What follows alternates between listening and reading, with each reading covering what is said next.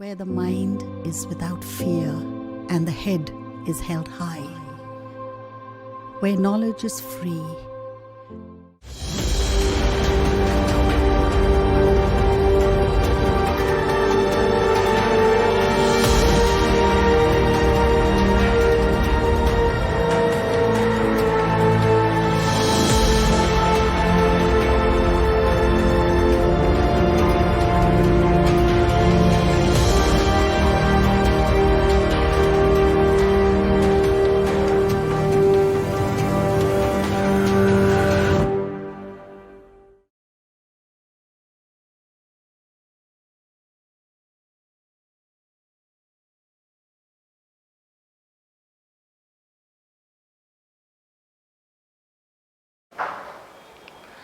ছাত্রছাত্রীরা সকলেই ভালো আছো।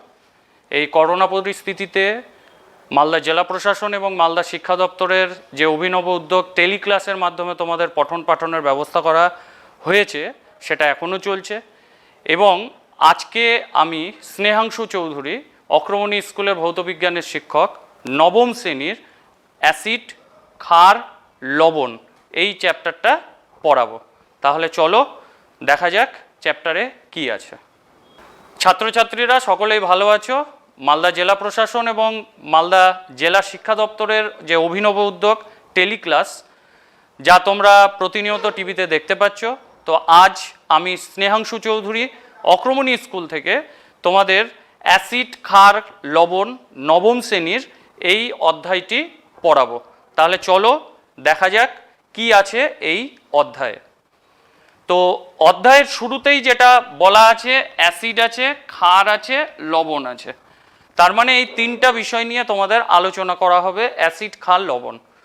তো অষ্টম শ্রেণীতে তোমরা অ্যাসিড সম্পর্কে পড়ে এসছো যে অ্যাসিড সাদে ত্বক, নীল লিটমাসকে লাল করে, লবণের সাথে বিক্রিয়ায় মানে অ্যাসিডের ক্ষারের সাথে বিক্রিয়ায় লবণ এবং জল তৈরি করে। এই জিনিসগুলো পড়ে এসছো। তাহলে এখানে আমরা কি পড়ব?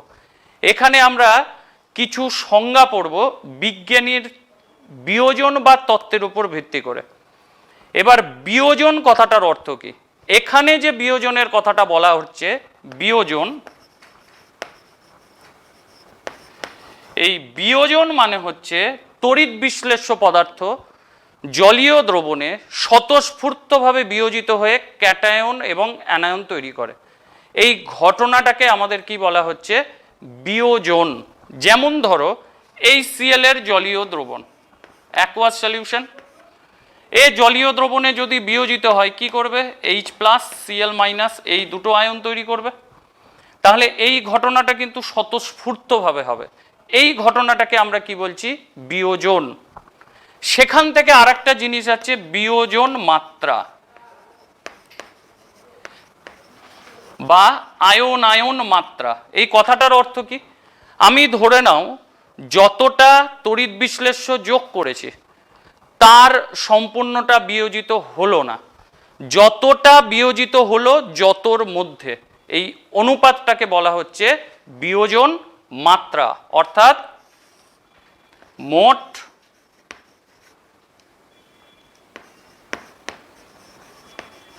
অণুর সংখ্যা, তার মধ্যে কতগুলো বিয়োজিত হয়েছে। তাহলে বিয়োজিত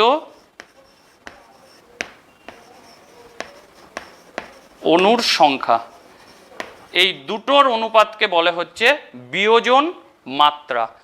তাহলে এই যে বিয়োজন এবং বিয়োজন মাত্রা যেটা বললাম, এর উপর বেস করে বিজ্ঞানী আরহেনিয়াস অ্যাসিডের সংজ্ঞা দিয়েছেন।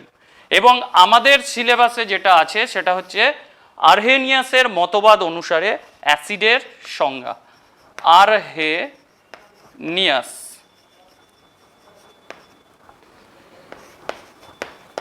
মতবাদ অনুসারে অ্যাসিডের সংজ্ঞা।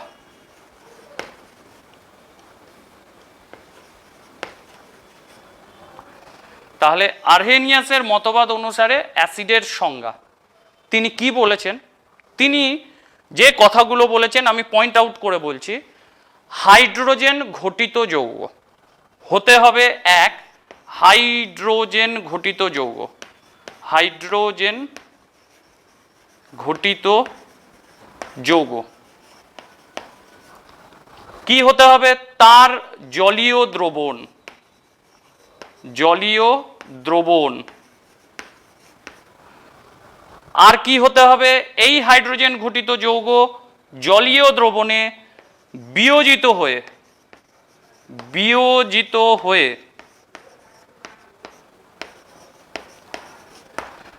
শুধুমাত্র ক্যাটায়ন রূপে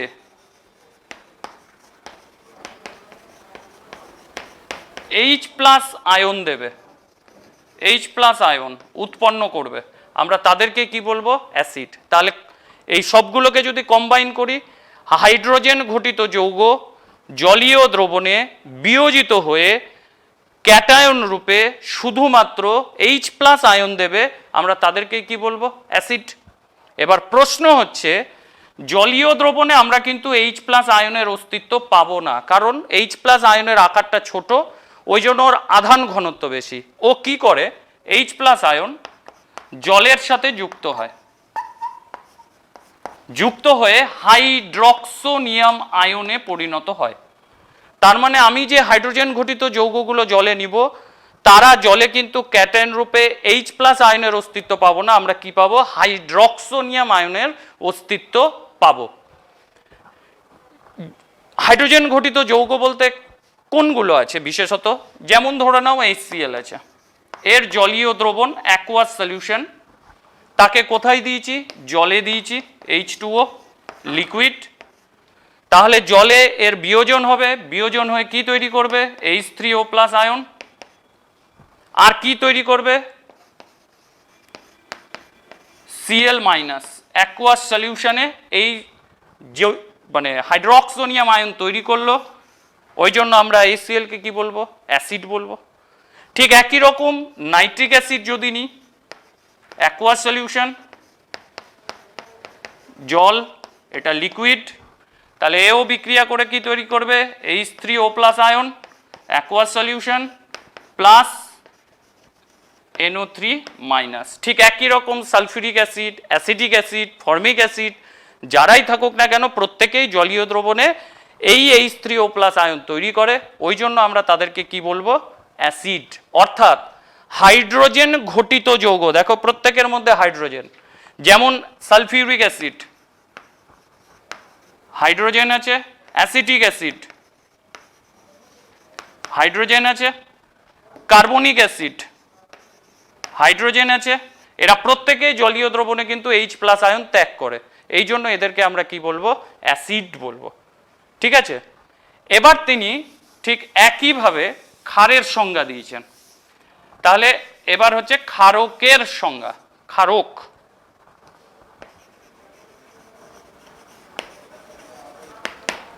এবার তিনি ক্ষারক বলতে কি বলছেন? ক্ষারক বলতে বলছেন, এখানে জলীয় দ্রবণের প্রশ্ন আসবে না, বলা হচ্ছে যে সমস্ত যৌগ জলীয় দ্রবণে আয়নিত হয়ে, ঠিক আছে, জলীয় দ্রবণে আয়নিত হয়ে, আয়নিত হয়ে শুধুমাত্র অ্যানায়ন রূপে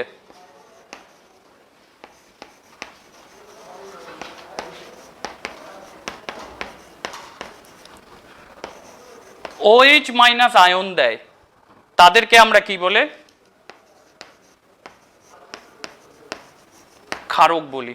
তাহলে আবার বলছি, যে সমস্ত যৌগ জলীয় দ্রবণে আয়নিত হয়ে শুধুমাত্র অ্যানায়ন রূপে OH মাইনাস আয়ন দেয়, আমরা তাদেরকে কি বলবো? ক্ষারক। এটাকে বলে হাইড্রক্সিল। ঠিক আছে? এই আয়নটা দেবে, আমরা তাদেরকে কি বলবো? ক্ষারক। কি রকম? যেমন দেখো NaOH এর অ্যাকুয়াস সলিউশন নিলাম, জলীয় দ্রবণ, এ আয়নিত হলো, হয়ে তৈরি করলো Na প্লাস আর OH মাইনাস আয়ন, তার মানে এটা একটা ক্ষার, কারণ OH মাইনাস আয়ন দিয়েছে। যেমন CaOH হোল টুয়াইস এর অ্যাকুয়াস সলিউশন, তার মানে Ca2 প্লাস অ্যাকুয়াস সলিউশন, আর এখান থেকে হবে 2OH মাইনাস অ্যাকুয়াস সলিউশন। তার মানে যৌগ বলতে কোন যৌগগুলোর কথা বলা হচ্ছে? ধাতব অক্সাইড, অক্সাইড যদি থাকে তারাও জলীয় দ্রবণে করতে পারে, বা যদি হাইড্রোক্সাইড থাকে তারাও করতে পারে। হাইড্রোক্সাইড বা অক্সাইড যারা জলীয় দ্রবণে আয়নিত হয়ে কি তৈরি করবে? OH মাইনাস আয়ন তৈরি করবে, আমরা তাদেরকে কি বলবো? ক্ষারক। আরহেনিয়াসের মতবাদে যে দুটো কথার উপর বেশি জোর দিয়েছে সেটা হচ্ছে জলীয় দ্রবণে যে যৌগগুলো আয়নিত হবে বা বিয়োজিত হবে তার উপর বেস করে অ্যাসিড বা ক্ষারের সংজ্ঞা দিয়েছেন। কিন্তু সমস্যাটা হচ্ছে আমাদের এমন অনেক যৌগ আছে যারা জলীয় দ্রবণে দ্রবীভূতই হয় না, অদ্রাব্য, কিন্তু তাও তারা আম্লিক ধর্ম দেখাচ্ছে।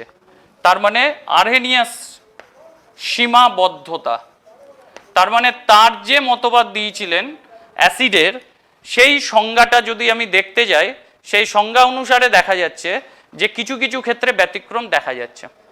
ঠিক আছে, কিরকম? যারা 1 নাম্বার অজলীয় দ্রাবক, যেমন হচ্ছে লিকুইড অ্যামোনিয়া, এটা অজলীয় দ্রাবক। ঠিক আছে, এই লিকুইড অ্যামোনিয়ার মধ্যে NaNH2 সোডিয়াম অ্যামাইড সে ক্ষারকত্ব প্রদর্শন করে।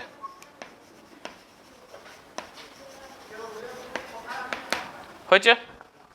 তাহলে এটা মানে জল নয়, দ্রাবক। এই যৌগের মধ্যে দেখো OH মাইনাস আয়ন নেই, কিন্তু তাও ক্ষারকত্ব প্রদর্শন করছে। এই যে ক্ষারকত্বের ব্যাখ্যা, সেটা কিন্তু আরহেনিয়াসের মতবাদে আমরা তার ব্যাখ্যা দিতে পারবো না। তার মানে এটা তার একটা লিমিটেশন।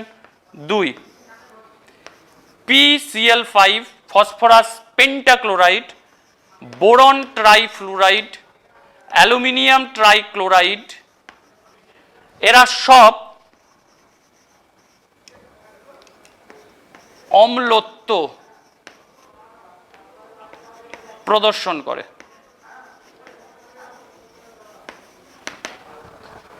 দেখো এর মধ্যে কোনো হাইড্রোজেন নেই, তার মানে এরা হাইড্রোজেন ঘটিত যৌগ নয়, কিন্তু তাও এরা অম্লত্ব প্রদর্শন করছে। তাহলে এগুলোকে আমরা কি বলবো? তার মানে এর ব্যাখ্যাটাও কিন্তু আমরা আরহেনিয়াস দিয়ে করতে পারবো না। কারণ কি? আরহেনিয়াস বলেছেন হাইড্রোজেন ঘটিত যৌগ, এর মধ্যে কোনো হাইড্রোজেন নেই। তার মানে এ অম্লত্ব প্রদর্শন করছে, যেটা আরহেনিয়াস ব্যাখ্যা দিতে পারছেন না। এই জন্য এটাকে বলে প্রোটন বিহীন, মানে হাইড্রোজেন নেই, প্রোটন বিহীন অ্যাসিড বলে এগুলোকে, প্রোটন বিহীন অ্যাসিড। তোমাদের পরীক্ষায় উদাহরণ দেয় প্রোটন বিহীন অ্যাসিড কাকে বলে? প্রোটন বিহীন অ্যাসিড হচ্ছে যার মধ্যে হাইড্রোজেন থাকবে না, এরকম নাম লেখো।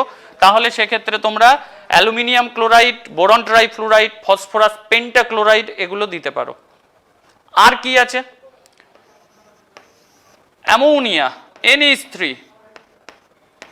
ফসফিন PH3, এরা ক্ষারকত্ব প্রদর্শন করে।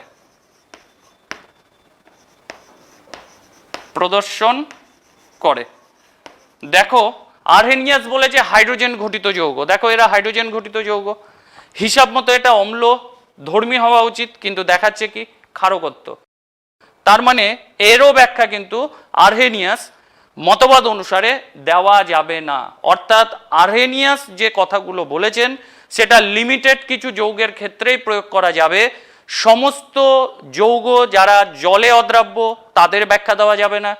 যারা জল ছাড়া অন্য কোনো দ্রবণে মানে দ্রাবকের মধ্যে ক্ষারকত্ব প্রদর্শন করবে তাদের ব্যাখ্যা দেওয়া যাবে না। যারা হাইড্রোজেন ঘটিত যৌগ নয় কিন্তু তাও অম্লত্ব প্রদর্শন করছে তাদের ব্যাখ্যা দেওয়া যাবে না। যারা হাইড্রোজেন ঘটিত যৌগ কিন্তু ক্ষারকত্ব প্রদর্শন করছে তারও ব্যাখ্যা কিন্তু আরহেনিয়াসের মতবাদ অনুসারে দেওয়া যাবে না। তার মানে এই সমস্ত কনক্লুশন থেকে একটা কথা খুব সহজেই বলা যায়, যারা অ্যাসিড হবে তারা হাইড্রোজেন ঘটিত যৌগ হবে, কিন্তু সব হাইড্রোজেন ঘটিত যৌগ কিন্তু অ্যাসিড হবে না। এটা কিন্তু একটা কনক্লুশন যে অ্যাসিড মাত্রই হাইড্রোজেন ঘটিত যৌগ, কিন্তু সব হাইড্রোজেন ঘটিত যৌগ কিন্তু অ্যাসিড হবে না। যেমন দেখো এটা হাইড্রোজেন ঘটিত যৌগ, অ্যাসিড নয়। এইটা গেল হচ্ছে আরহেনিয়াসের মতবাদ অনুসারে অ্যাসিড ক্ষারক কাকে বলে। তিনি কি বলেছিলেন? আয়নিত হওয়ার প্রবণতা। তাহলে আয়নিত হওয়ার প্রবণতা অনুসারে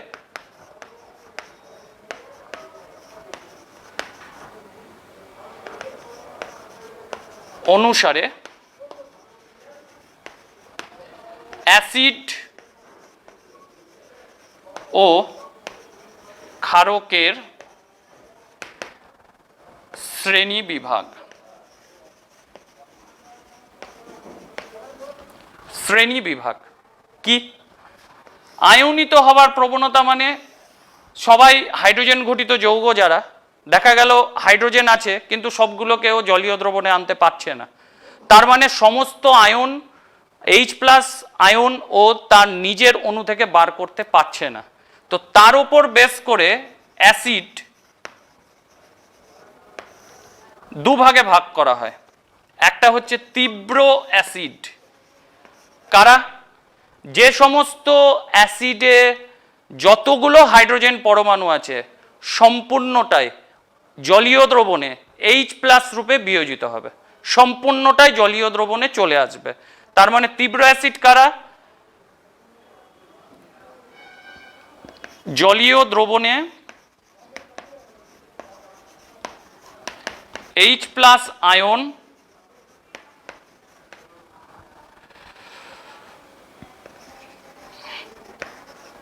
সম্পূর্ণরূপে উপস্থিত থাকবে। তাহলে যত বেশি H+ আয়ন তার আম্লিক ধর্ম তত বেশি হবে। যেমন আমাদের আছে HCl, H2SO4, HNO3, এরা সব যতগুলো হাইড্রোজেন আছে সবগুলো হাইড্রোজেনকে ওরা কিন্তু জলীয় দ্রবণে কি করতে পারে? নিয়ে আসতে পারে। এই জন্য এরা হচ্ছে স্ট্রং অ্যাসিড। আর একটা কি? মৃদু অ্যাসিড। মৃদু অ্যাসিড কারা? মৃদু অ্যাসিড হচ্ছে যারা সম্পূর্ণরূপে করবে না, আমি এখানে যা সংক্ষেপে লিখছি, আংশিক রূপে H+ আয়ন ত্যাগ করে। আংশিক রূপে কি রকম? ধরে নাও CH3COOH, অ্যাসিটিক অ্যাসিড। কটা হাইড্রোজেন আছে? এখানে 3টা, এখানে 1টা, হিসাব মতো 4টা ত্যাগ করার কথা, ও করে 1টাই। তার মানে এটা হচ্ছে একটা মৃদু অ্যাসিডের উদাহরণ, অর্থাৎ সম্পূর্ণরূপে ও কিন্তু ত্যাগ করতে পারছে না। তাহলে তাদেরকেই আমরা কি বলবো? মৃদু অ্যাসিড। ফর্মিক অ্যাসিডের তার মধ্যে আছে। তো এইটা হচ্ছে আমাদের তীব্র অ্যাসিড এবং মৃদু অ্যাসিডের মধ্যে প্রকারভেদ। কার্বনিক অ্যাসিড সেটাও একটা মৃদু অ্যাসিডের মধ্যেই পড়ছে। তার মানে এগুলো হচ্ছে আমাদের কি? অ্যাসিড, তীব্র অ্যাসিড, মৃদু অ্যাসিড। যে অ্যাসিড বেশি H+ আয়ন, যতগুলো H+ আছে সবগুলোই ত্যাগ করবে, ওই জন্য সম্পূর্ণরূপে, সেটাকে বলবো স্ট্রং অ্যাসিড। যেটা সম্পূর্ণরূপে করতে পারবে না, যতগুলো H আছে সবগুলোকে H+ রূপে জলীয় দ্রবণে ত্যাগ করতে পারছে না, তাহলে তাকে আমরা কি বলবো? মৃদু অ্যাসিড। ঠিক একই রকম ক্ষারক, এটাও তীব্র ক্ষার, মৃদু ক্ষার। এটা কি? জলীয় দ্রবণে যদি OH- আয়ন সম্পূর্ণরূপে ত্যাগ করে,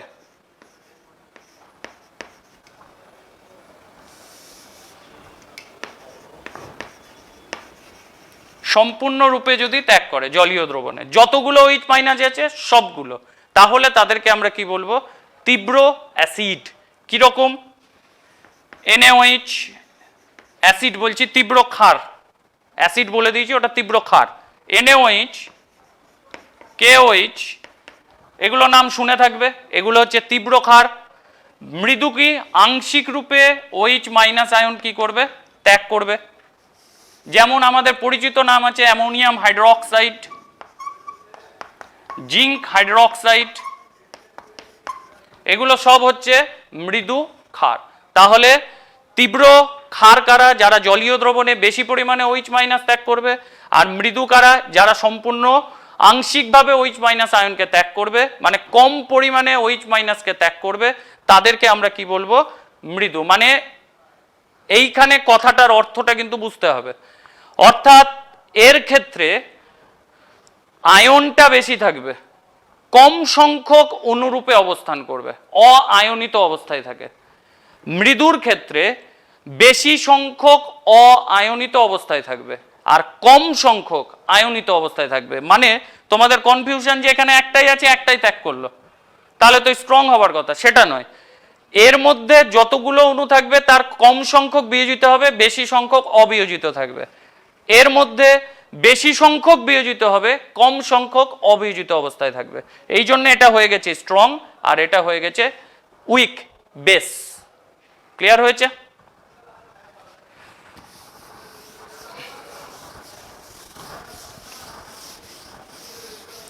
আচ্ছা, নেক্সট, এটা তোমাদের জানা, আমি তাও একবার বলে দিচ্ছি। সেটা হচ্ছে অ্যাসিডের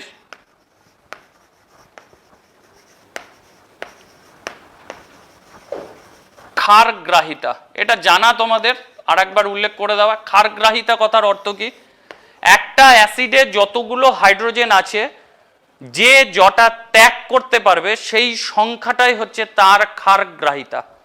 এটা একাধিক হতে পারে। যেমন ধরে নাও HCl, HNO3, কটা হাইড্রোজেন আছে? একটা করে। এই জন্য এদেরকে আমরা বলবো এক ক্ষারীয় অ্যাসিড।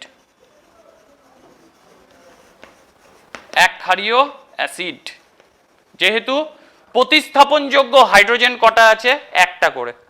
আবার দেখো সালফিউরিক অ্যাসিড H2SO4, কটা হাইড্রোজেন আছে? দুটো, দুটোই প্রতিস্থাপনযোগ্য, এই জন্য এটাকে বলে দ্বিক্ষারীয় অ্যাসিড, যেহেতু দুটোই প্রতিস্থাপন। ঠিক একইভাবে ফসফরিক অ্যাসিড H3PO4, এর মধ্যে তিনটাই প্রতিস্থাপনযোগ্য, এই জন্য এটাকে বলে ত্রিক্ষারীয় অ্যাসিড। তার মানে একটা অ্যাসিডে যতগুলো প্রতিস্থাপনযোগ্য থাকবে হাইড্রোজেন, সেটাই হচ্ছে তার ক্ষারগ্রাহিতা। যেমন ব্যতিক্রম দেখো অ্যাসিটিক অ্যাসিড, এখানে কটা হাইড্রোজেন আছে? 3 আর 1 4, তাহলে এর ক্ষারগ্রাহিতা হওয়ার কথা 4, কিন্তু এর ক্ষারগ্রাহিতা হচ্ছে এই একটাই ত্যাগ করতে পারে, এক ক্ষারীয়। এটা এক ক্ষারীয় অ্যাসিড, যেহেতু ও একটাই হাইড্রোজেন ত্যাগ করছে। ঠিক আছে?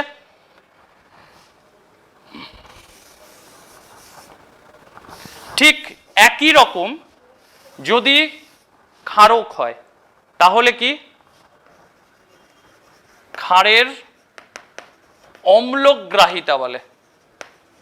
অ্যাসিডের ক্ষেত্রে ক্ষারগ্রাহিতা, ক্ষারের ক্ষেত্রে অম্লগ্রাহিতা। এখানে কি? যতগুলো প্রতিস্থাপনযোগ্য OH মাইনাস আয়ন থাকবে সেই সংখ্যাটাকে বলবো অম্লগ্রাহিতা। যেমন NaOH, KOH, এগুলো কি? এগুলো সব হচ্ছে ক্ষার। কটা OH আছে? একটা, এই জন্য এক আম্লিক ক্ষার, এক আম্লিক ক্ষার হয়েছে। যেমন ধরে নাও ক্যালসিয়াম হাইড্রোক্সাইড, ম্যাগনেসিয়াম হাইড্রোক্সাইড, এদের ক্ষেত্রে কটা করে আছে প্রতিস্থাপনযোগ্য? দুটো, এই জন্য দ্বি আম্লিক ক্ষার। আবার দেখো ফেরিক হাইড্রোক্সাইড, অ্যালুমিনিয়াম হাইড্রোক্সাইড, এদের ক্ষেত্রে প্রতিস্থাপনযোগ্য কটা? তিনটা করে আছে, এই জন্য এদেরকে ত্রি আম্লিক ক্ষার বলা হচ্ছে। ত্রি আম্লিক ক্ষার অর্থাৎ ক্ষারগ্রাহিতা বা অম্লগ্রাহিতা কি? অ্যাসিডের ক্ষেত্রে যতগুলো প্রতিস্থাপনযোগ্য হাইড্রোজেন সেই সংখ্যাটাই সেই অ্যাসিডের ক্ষারগ্রাহিতা। ক্ষারের ক্ষেত্রে প্রতিস্থাপনযোগ্য যতগুলো OH মাইনাস আছে সেটা হচ্ছে সেই ক্ষারের অম্লগ্রাহিতা। এবার তোমাদের সিলেবাসে 3টা অ্যাসিডের রাসায়নিক ধর্ম নিয়ে আলোচনা আছে, তো আজকে 3টা নিয়েই আমরা পড়ব, ওই জন্য রিয়াকশনগুলো আগে থেকে দেখানো থাকছে। তোমরা পারলে যখন ইউটিউবে দেখবে স্ক্রিনশটগুলো করে রাখবে, ঠিক আছে?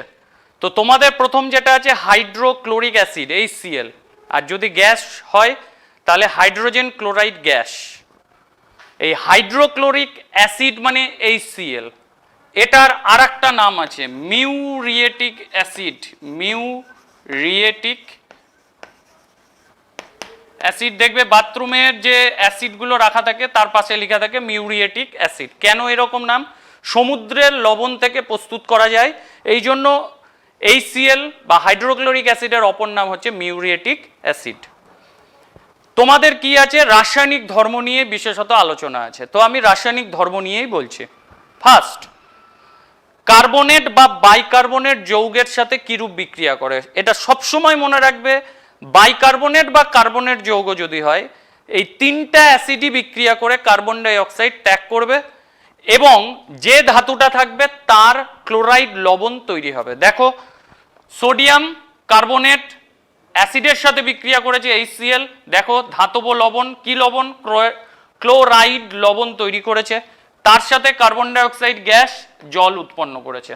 এটা যে কোনো acid, HCl, nitric acid, sulphuric acid, তিনটার ক্ষেত্রেই লবণটা শুধু পরিবর্তিত হবে, কার্বন ডাই অক্সাইড, জল সব ক্ষেত্রেই উৎপন্ন হবে। তাহলে কার্বনেট বা সোডিয়াম বাইকার্বনেট যদি থাকে, এই NaCl দেখো ক্লোরাইড লবণ, কার্বন ডাই অক্সাইড, জল তৈরি করেছে। তাহলে যে কোনো বাইকার্বনেট বা কার্বনেট যৌগে অ্যাসিড যোগ করলে কার্বন ডাই অক্সাইড বুদবুদ আকারে বেরোতে থাকবে।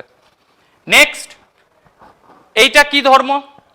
দেখো HCl একটাই H+ আয়ন ত্যাগ করে, আমি আগেও দেখিয়েছি এটা একক্ষারীয় অ্যাসিড, তার মানে প্রতিস্থাপনযোগ্য একটাই হাইড্রোজেন আছে। ওই জন্য অ্যাসিড ক্ষার বিক্রিয়া করলে কি করে? লবণ তৈরি করে। দেখো NaOH কস্টিক সোডা, তার সাথে বা সোডিয়াম হাইড্রোক্সাইড, তাহলে দেখো এটা একক্ষারীয় অ্যাসিড, তাহলে সোডিয়াম হাইড্রোক্সাইড এটা ক্ষার, HCl এর সাথে বিক্রিয়া করে কি করেছে? লবণ এবং জল, সোডিয়াম ক্লোরাইড জল তৈরি করেছে। আমরা জানি অ্যাসিড এবং ক্ষার বিক্রিয়া করে লবণ জল।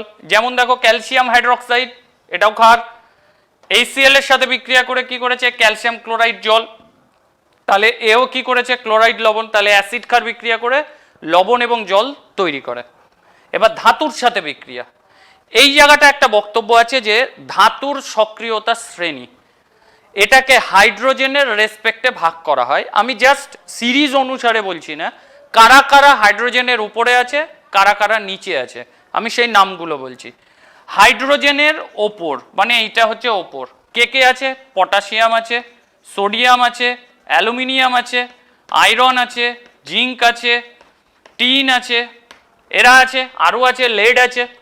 আর হাইড্রোজেনের নিচে মুদ্রা ধাতুগুলো কপার, সিলভার, অরাম, মার্কারি, এরা আছে। তো বলা হচ্ছে হাইড্রোজেনের ওপরে যারা মানে যারা বেশি সক্রিয়, তারা হাইড্রোক্লোরিক অ্যাসিডের সাথে বিক্রিয়ায় হাইড্রোজেন গ্যাসের অপসারণ করে, হাইড্রোজেন গ্যাসকে অপসারিত করবে। তাহলে জিঙ্ক দেখো হাইড্রোজেনের ওপরে আছে, HCl এর সাথে বিক্রিয়ায় লবণ এবং হাইড্রোজেন গ্যাস অপসারণ করেছে। এটা কি? ম্যাগনেসিয়াম, তাহলে ম্যাগনেসিয়ামও এর ওপরে আছে। ম্যাগনেসিয়াম হাইড্রোক্লোরিক অ্যাসিডের সাথে বিক্রিয়ায় ম্যাগনেসিয়াম ক্লোরাইড হাইড্রোজেন গ্যাস অপসারণ করেছে। যারা হাইড্রোজেনের ওপরে আছে তারা হাইড্রোক্লোরিক অ্যাসিডের সাথে বিক্রিয়ায় হাইড্রোজেন গ্যাসের অপসারণ করবে। কপার দেখো নিচে আছে হাইড্রোজেনের, এরা কিন্তু খুব সহজে বিক্রিয়া করতে চায় না, এও সেই করতে চায় না, কিন্তু একে শর্ত দিয়ে করানো হয়। কি শর্ত? এই যে HClটা আসছে, এই HClটা হতে হবে উষ্ণ এবং গাঢ়। উষ্ণ গাঢ় হাইড্রোক্লোরিক অ্যাসিডে বায়ু প্রবাহ করতে হবে, মানে অক্সিজেন চালনা করব। কপার বিক্রিয়া করবে, করে দেখো হাইড্রোজেন গ্যাস অপসারণ করেছে। অর্থাৎ যারা নিচে থাকবে তারা কিন্তু করবে না, একমাত্র কপার যে শর্ত সাপেক্ষে হাইড্রোজেন গ্যাস তৈরি করে। শর্তটা কি? উষ্ণগাঢ় হাইড্রোক্লোরিক অ্যাসিড বায়ু প্রবাহ করব, তাতে কি হবে? ও ক্লোরাইড লবণ তৈরি করবে, হাইড্রোজেন গ্যাস তৈরি করবে।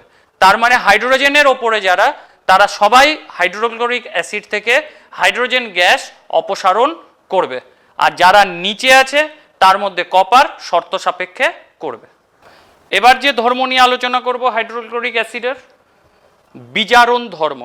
এই বিজারণ ধর্ম মানে কি? এইতে তোমাদের একটা ছিল জারণ বিজারণ ইলেকট্রনীয় মতবাদ অনুসারে। তো বিজারণ মানে যে নিজে জারিত হবে অপরকে বিজারিত করবে, সেটাই হচ্ছে বিজারণ ধর্ম। বিক্রিয়াটা কি? বিক্রিয়াটা হচ্ছে কালো বর্ণের, এটা জানো অক্সিজেন প্রস্তুতিতে লাগে, manganese die oxide. Manganese die অক্সাইডের সাথে গাঢ় হাইড্রোক্লোরিক অ্যাসিড মিশিয়ে হিট দিব, হিট চিহ্ন দেওয়া আছে, উত্তপ্ত করব। তাহলে কি হবে? কালো থেকে দ্রবণের বর্ণ হয়ে যাবে সবুজ, সঙ্গে তৈরি কি হবে? ম্যাঙ্গানাস ক্লোরাইড জল। এবার এখানে আমি জারণ বিজারণটা বোঝাবো কি করে। হাইড্রোক্লোরিক অ্যাসিড কি বললাম? জারিত হবে। জারণ কাকে বলে? হাইড্রোজেনের অপসারণ। আমি সেইটা দিয়ে বলছি, দেখো এখানে হাইড্রোজেনের অপসারণ হয়েছে, মানে এটাকে আমরা বলবো জারণ। তার মানে হাইড্রোক্লোরিক অ্যাসিড কি হয়েছে? জারিত হয়েছে। ছিল ম্যাঙ্গানিজ ডাই অক্সাইড, অক্সিজেন ছিল, এখানে অপসারণ হয়েছে। তার মানে কি? অক্সিজেনের অপসারণ মানে বিজারণ। তাহলে এটা হচ্ছে বিজারণ, এইটা হচ্ছে বিজারণ ধর্ম। অর্থাৎ এখানে হাইড্রোক্লোরিক অ্যাসিড জারিত হচ্ছে, ম্যাঙ্গানিজ ডাই অক্সাইডকে বিজারিত করছে, এই জন্য এই ধর্মটাকে বিজারণ ধর্ম বলে। আবার বলছি, কালো বর্ণের ম্যাঙ্গানিজ ডাই ক্লোরাইড, তার মধ্যে গাঢ় হাইড্রোক্লোরিক অ্যাসিড মিশিয়ে উত্তপ্ত করব, সবুজ বর্ণ ধারণ করবে। HCl ক্লোরিনে MnO2 MnCl2 ম্যাঙ্গানিজ ডাইক্লোরাইডে পরিণত হবে, যেখানে HCl জারিত হবে, MnO2 বিজারিত হবে, বিজারণ ধর্ম। নেক্সট হচ্ছে হাইড্রোক্লোরিক অ্যাসিডকে আমরা কিভাবে শনাক্ত করব। এটা খুব গুরুত্বপূর্ণ বিক্রিয়া, খুবই কাজে লাগে। ধরে নাও আমার এটা হচ্ছে একটা টেস্ট টিউব, এই টেস্ট টিউবে তোমাকে একটা অজানা অ্যাসিড দিয়েছে, তুমি জানো না এটা কোন অ্যাসিড, তো তুমি ভাবছো এটা হাইড্রোক্লোরিক অ্যাসিড হবে কিনা। তো কি করবে? টেস্ট টিউবে ওই নমুনাটা নিলে, অ্যাসিডটা নিয়ে ওর মধ্যে silver chloride, AgNO, silver chloride বলছি, সিলভার নাইট্রেট, সিলভার নাইট্রেটের জলীয় দ্রবণ যোগ করবে। সেটা 1 থেকে 2 ফোঁটা যোগ করলেই হবে। তাহলে দ্রবণটা নিলাম, যেটা আমার অজানা, সেই অ্যাসিডটা নিলাম, তার মধ্যে সিলভার নাইট্রেটের জলীয় দ্রবণ 1 থেকে 2 ফোঁটা যোগ করব। দেখবো একটা সাদা অধক্ষেপ পড়ল, ওই জন্য তীর চিহ্ন। সিলভার ক্লোরাইডের সাদা অধক্ষেপ পড়ল, একটা সাদা অধক্ষেপ পড়ল, সেই অধক্ষেপটাকে ফিল্টার করে সংগ্রহ করব, করে সেটাকে 2টো ভাগ করব। একটা ভাগে নাইট্রিক অ্যাসিড দিব, আর একটা ভাগে অ্যামোনিয়াম হাইড্রোক্সাইড যোগ করব। দেখলাম নাইট্রিক অ্যাসিডে যোগ করলাম, তো ওই অধক্ষেপটা অধক্ষেপই থেকে গেল, কোনো কিছু হলো না, মানে দ্রবীভূত হলো না, ক্রস চিহ্ন দেওয়া আছে, মানে অদ্রাব্য। কিন্তু যখন অ্যামোনিয়াম হাইড্রোক্সাইডে যোগ করলাম, দেখলাম প্রেসিপিটেটটা আর নেই, ডিজলভ হয়ে গেল, দ্রবীভূত হয়ে গেল। তো কেন হলো? এই জটিল লবণটা তৈরি করার জন্য। এর নাম কি? Die amine silver 1 chloride. নাম বলছি, ডাই অ্যামিন সিলভার 1 ক্লোরাইড। এটা হচ্ছে দ্রাব্য, ওই জন্য এটা দ্রবীভূত হয়ে যায়। এই পরীক্ষাটায় যদি ওই অজানা অ্যাসিডটা সাড়া দেয়, তাহলে বলতে হবে সেটা অবশ্যই কি আছে? হাইড্রোক্লোরিক অ্যাসিড আছে। আর একটা বলে রাখছি, তোমাকে ধরে নাও হাইড্রোক্লোরিক অ্যাসিড, আমি বলছিলাম গ্যাস যদি হয়, হাইড্রোজেন ক্লোরাইড গ্যাস আছে, তোমাকে সেটা শনাক্ত করতে বললো, তাহলে কিভাবে করব? ধরে নাও HCl গ্যাস নিয়েছি, শনাক্ত করব, তাহলে কিভাবে করব? এর মধ্যে অ্যামোনিয়া গ্যাস চালনা করব। যদি দেখা যায় যে আমার যোগ করার সাথে সাথে একটা সাদা ধোঁয়ার সৃষ্টি হচ্ছে, তাহলে বুঝতে হবে যে ওই যে গ্যাসটা দিয়েছে অজানা, সেটা কি আছে? হাইড্রোক্লোরিক অ্যাসিড বলেছিলাম, আর এটা কি? Hydrogen chloride gas. তার মানে ওই গ্যাসটা হচ্ছে হাইড্রোজেন ক্লোরাইড গ্যাস আছে। এই বিক্রিয়াটা আরো বেশি গুরুত্বপূর্ণ এই কারণে, দেখো দুটো গ্যাস বিক্রিয়া করে একটা সলিড তৈরি হয়েছে। তোমাদের অনেক সময় পরীক্ষা দেয়, একটা উদাহরণ দাও যেখানে দুটো গ্যাস বিক্রিয়া করে একটা সলিড তৈরি করেছে, সেটা হচ্ছে হাইড্রোজেন ক্লোরাইড গ্যাস এবং অ্যামোনিয়া পরস্পর বিক্রিয়া করে অ্যামোনিয়াম ক্লোরাইড, এটা সলিড সাদা ধোঁয়ার সৃষ্টি করে। এইটা হচ্ছে দুটো গ্যাসের বিক্রিয়ায় একটা সলিডের উদাহরণ। আর কি আছে? এই হাইড্রোক্লোরিক অ্যাসিডের ব্যবহার কি? বিভিন্ন ধাতব ক্লোরাইড, ক্লোরিন গ্যাস প্রস্তুতির জন্য আমাদের হাইড্রোক্লোরিক অ্যাসিডের গুরুত্বপূর্ণ ভূমিকা আছে। ওষুধ শিল্পে, ওষুধ তৈরির ক্ষেত্রে হাইড্রোক্লোরিক অ্যাসিডের গুরুত্বপূর্ণ ভূমিকা আছে। চর্ম শিল্পে হাইড্রোক্লোরিক অ্যাসিডের বহুল ব্যবহার আছে। তার মানে আমরা যে কোনো অ্যাসিড এখন যেগুলো পড়ব তার ক্ষেত্রে একই বিক্রিয়াগুলো পড়ব। কার্বনেট বাইকার্বনেটের সাথে বিক্রিয়া, ক্ষারের সাথে বিক্রিয়া, ধাতুর সাথে বিক্রিয়া এবং তাদেরকে কিভাবে শনাক্ত করব, এই বিক্রিয়াগুলো প্রত্যেকের ক্ষেত্রেই এক এক করে পড়ব। তো তোমরা যখন ইউটিউবে দেখবে পারলে এই রিয়াকশনগুলোর একটা করে স্ক্রিনশট নিয়ে রেখে দেবে। তো এবার যেটা পড়ব সালফিউরিক অ্যাসিড, H2SO4। সালফিউরিক অ্যাসিডের আর একটা নাম আছে, সেটা হচ্ছে রসায়নের রাজা। কেন রসায়নের রাজা? বিভিন্ন শিল্পে, ঠিক আছে, বিভিন্ন শিল্পে আমাদের রসায়নাগারে সালফিউরিক অ্যাসিডের বহুল ব্যবহার আছে, ম্যাক্সিমাম ব্যবহার করা হয়। এই জন্য এটার নাম দেওয়া হয়েছে রসায়নের রাজা, ঠিক আছে। আর একটা নাম আছে অয়েল অফ ভিট্রিয়ল। কথাটির অর্থ কি? ভিট্রিয়ল মানে কি? ভিট্রিয়ল মানে আগেকার দিনে ফেরাস সালফেট থেকে প্রস্তুত করা হতো সালফিউরিক অ্যাসিড। ফেরাস সালফেট সেটা হচ্ছে ভিট্রিয়ল নামে পরিচিত ছিল এবং সেটা তেলের মতো চ্যাটচ্যাটে এবং কাঁচের মতো স্বচ্ছ। সেই জন্য সেখান থেকে প্রস্তুত সালফিউরিক অ্যাসিডের নামও কি দেওয়া হলো? Oil of vitriol. কারণ সালফিউরিক অ্যাসিডে হচ্ছে অনেকটা সান্দ্র, মানে ঘন এবং চ্যাটচ্যাটে টাইপের। ওই জন্য সালফিউরিক অ্যাসিডের আর একটা নাম হচ্ছে অয়েল অফ ভিট্রিয়ল। তো আমরা রাসায়নিক ধর্মে কি পড়বো? আগেই বললাম কার্বনেট বাইকার্বনেট এগুলোই পড়বো। তাহলে ফার্স্ট 1 নাম্বার আমরা যেটা পড়বো সেটা হচ্ছে কার্বনেটের সাথে বিক্রিয়া। যেমন ধরে নাও Na2CO3 আছে প্লাস H2SO4। তো আগেই বললাম যে আমরা যখন বিক্রিয়াগুলো লিখব, লিখার সময় আমরা কি করব? এখানে তৈরি হবে সালফেট লবণ CO2 প্লাস H2O, এইটা তৈরি হবে Na2SO4 plus CO2 plus H2O। এটা হচ্ছে কার্বনেট। যদি বাইকার্বনেট থাকে, ধরে নাও আগেরটার যা ছিল কমন বিক্রিয়াগুলোই আমি দেখাচ্ছি, প্লাস H2SO4, তাহলে কি তৈরি হবে? Sodium bisulphate plus CO2 plus H2O। তাহলে আগেই বলেছি যে কোনো কার্বনেট বাইকার্বনেট অ্যাসিডের সাথে বিক্রিয়ায় সবসময় কার্বন ডাইঅক্সাইড জল বার করবে, আর যে অ্যাসিড থাকবে তার অ্যানায়নটা গিয়ে জুড়ে যাবে এবং সেই লবণটা তৈরি করবে, সেম টু সেম। 2 নাম্বার কি পড়েছিলাম? ক্ষারের সাথে বিক্রিয়ায় কি তৈরি হয়? লবণ জল। কিন্তু এখানে একটা সমস্যাটা কি?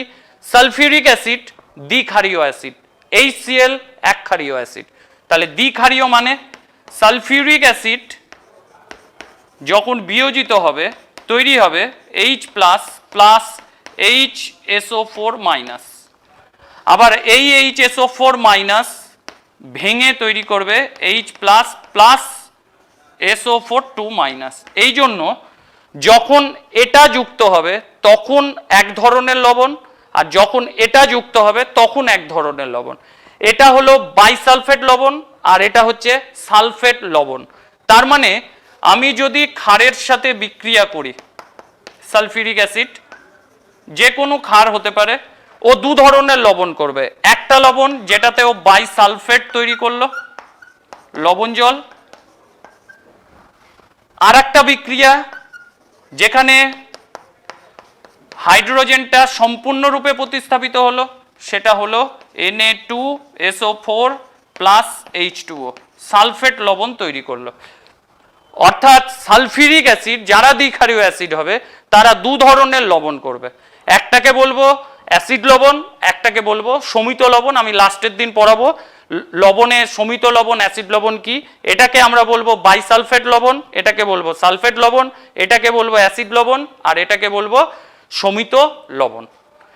এটা যে কোনো ক্ষারের ক্ষেত্রেই হবে। আমি একটা দিয়েই দেখালাম, এটা কেউই চলে, জাস্ট এইগুলোকে কে করে দিবে, তাহলেই বিক্রিয়াগুলো কমপ্লিট হয়ে যাবে। এটা গেল ক্ষারের সাথে বিক্রিয়া। এবার যে রাসায়নিক ধর্ম ধাতুর সাথে বিক্রিয়া আমরা হাইড্রোক্লোরিক অ্যাসিডেও দেখেছি, এখানেও দেখব।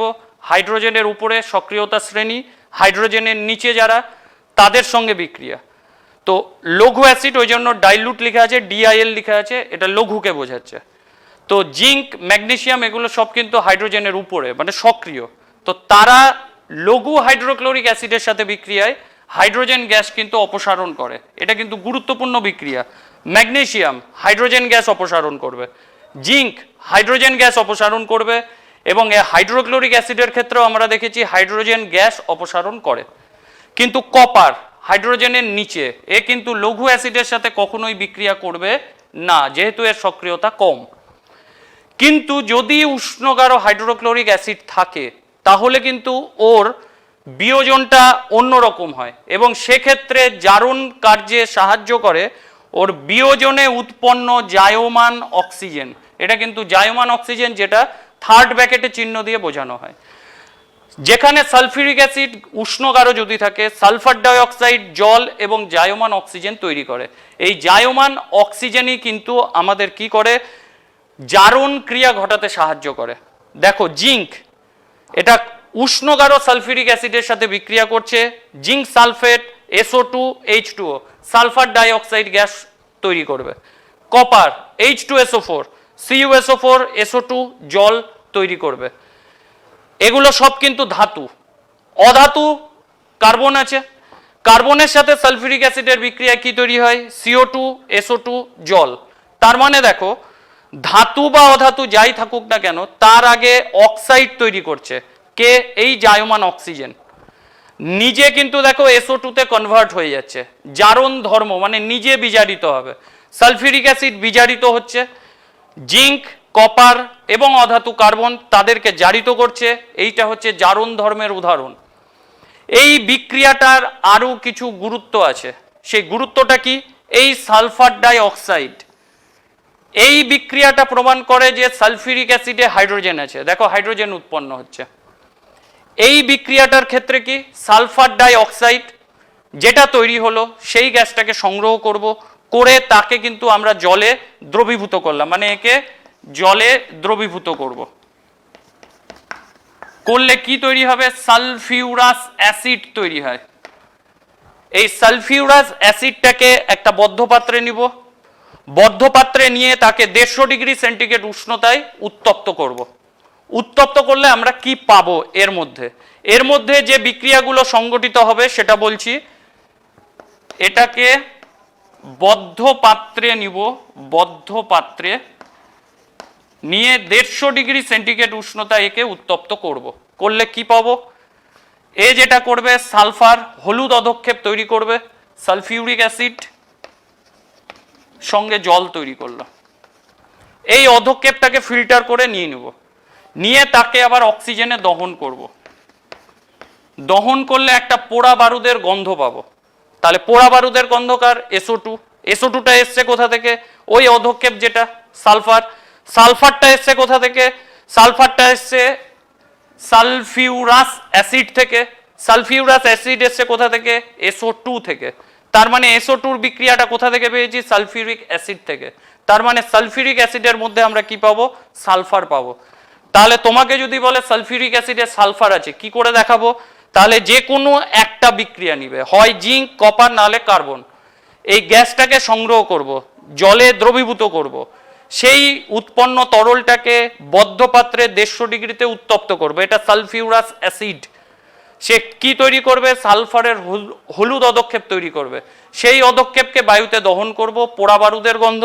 তার মানে বুঝতে পারবো সালফিউরিক অ্যাসিডে কি আছে, সালফার আছে। এটা জারণ ধর্মের উদাহরণ, এবং এই বিক্রিয়ার সাহায্যে আমরা দেখাতে পারি যে সালফিউরিক অ্যাসিডে সালফার আছে। এবার হচ্ছে নিরুদন ধর্ম।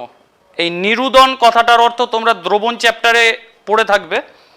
নিরুদন বা জলাকর্ষী মানে হচ্ছে জল শোষণ করবে কিন্তু তার মধ্যে দ্রবীভূত হবে না, এটা হচ্ছে নিরুদন বা জলাকর্ষী। কিন্তু উদ্গ্রাহী যারা, তারা গ্রহণ করবে, দ্রবীভূত হবে। এটা কিন্তু দুটোর মধ্যে পার্থক্য। তো সালফিউরিক অ্যাসিডের নিরুদন ধর্ম আছে। নিরুদন ধর্ম মানে কি? ধরে নাও চিনি C12H22O11, চিনির মধ্যে আমি যদি সালফিউরিক অ্যাসিড যোগ করি, সালফিউরিক অ্যাসিড কি করে?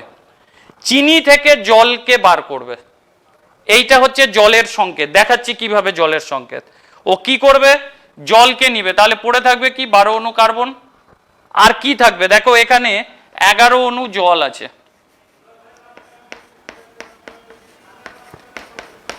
H2SO4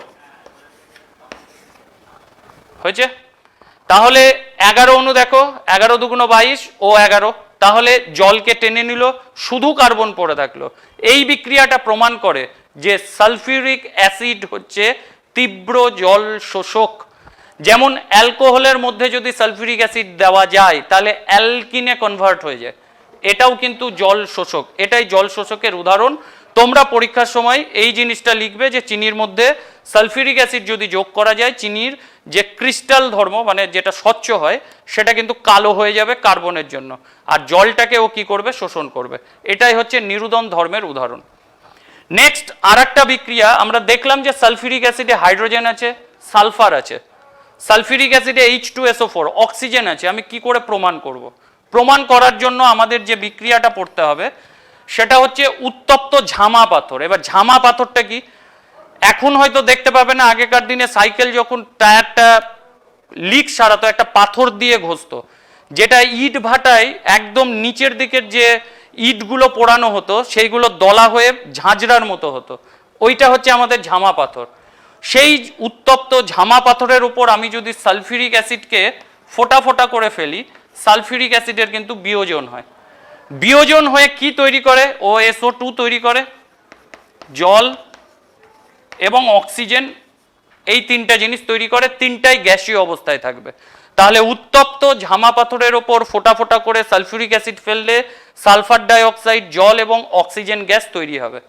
এবার এই মিশ্রণটাকে ফার্স্ট ইউ টিউব মানে ইউ নল, এইরকম নলের মতো হয়, যে নলটাই শীতল অবস্থায় এর মধ্যে দিয়ে চালনা করব, খুব ঠান্ডা হতে হবে।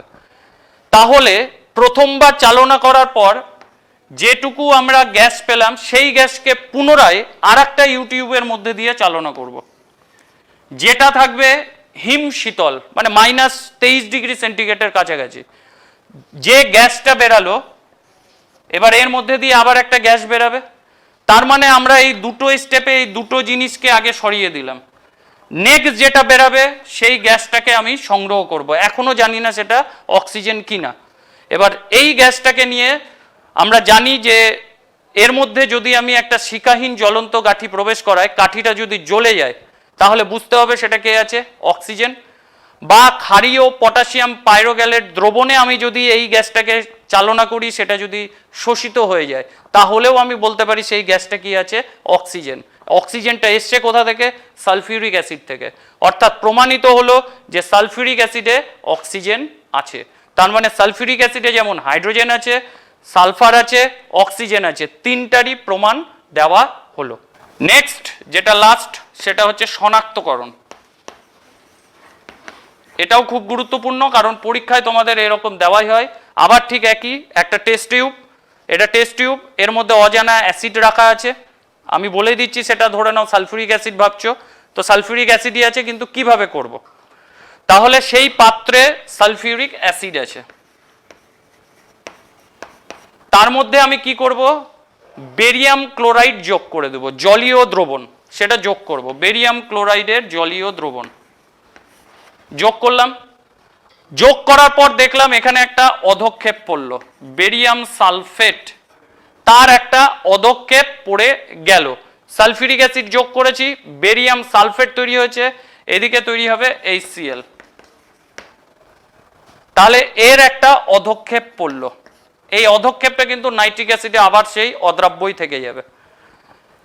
এই বিক্রিয়াটা প্রমাণ করে যে যে অ্যাসিডটা নিয়েছি সেই অ্যাসিডটা অবশ্যই কি আছে? Sulphuric acid. অর্থাৎ সালফিউরিক অ্যাসিডের শনাক্তকরণে কি করব?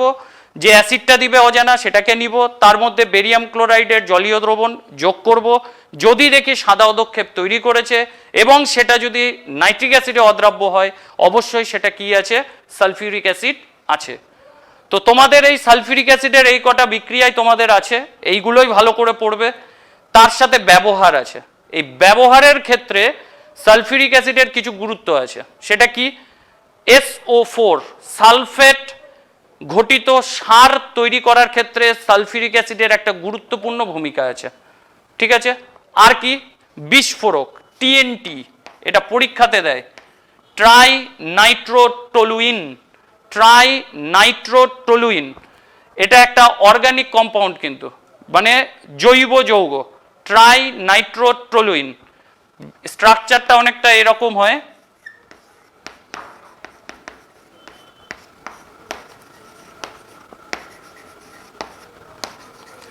এটা হচ্ছে ট্রাইনাইট্রোটলুইন। বিস্ফোরক প্রস্তুত করতে TNT, এইটা প্রস্তুত করতে আমাদের সালফিউরিক অ্যাসিডকে কাজে লাগানো হয়। বা নাইট্রোগ্লিসারিন বিস্ফোরক, এটা প্রস্তুত করতেও আমরা কিন্তু সালফিউরিক অ্যাসিড ব্যবহার করি। আর প্রথমেই বলেছি রসায়নের রাজা, দ্রাবক রূপে তো ব্যবহার করাই হবে, শিল্পক্ষেত্রে ব্যবহার করা হবে। সালফিউরিক অ্যাসিডের ম্যাক্সিমাম যে ব্যবহারটা শিল্পক্ষেত্রে সব থেকে বেশি, সার প্রস্তুতিতে, আর এই সমস্ত বিস্ফোরক প্রস্তুত ক্ষেত্রে নাইট্রোগ্লিসারিন TNT এগুলো প্রস্তুত করতে লাগে। তো আমরা পরবর্তী ক্লাসে বাকি যে অংশটুকুটা আছে সেইটুকুটা আমরা সেখানে পড়ব।